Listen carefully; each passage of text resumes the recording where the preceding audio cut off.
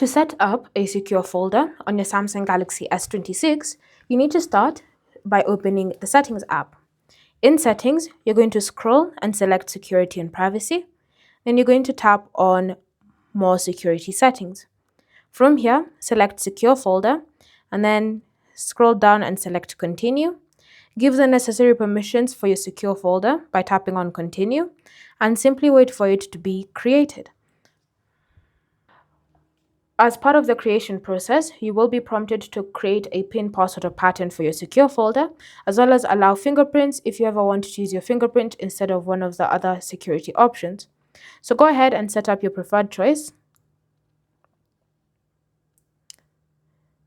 And then you can choose to allow lock reset with Samsung account. So if you forget how to unlock your secure folder, you can just simply reset it with your Samsung account. So you can choose to select no or yes, it's up to you.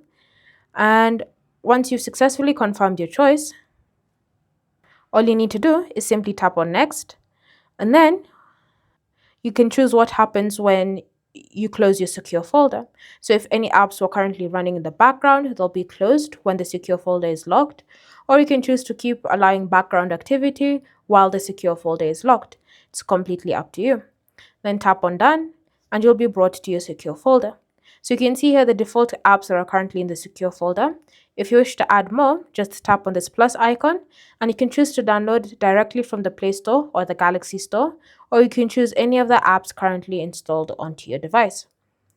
If you want to add files, you can tap on these three dots here, select add files, and you can choose what file type you wish to add and simply add it to the secure folder. When you tap on the three dots as well, you can also choose to customize it to your liking. So when you tap on customize, you can choose to change it to a completely different app icon so that it looks like something completely different from a secure folder. Then you can choose to rename the app as well. And then when you're happy, you can just tap on the back button and the changes should be saved. When you're ready to lock and exit, when you tap on the three dots, simply select that choice and your secure folder will be locked. So now whenever you go to look for it in the app screen or home screen, you should be able to find your secure folder. So go ahead and just tap on it to be able to access any of the items currently in your secure folder.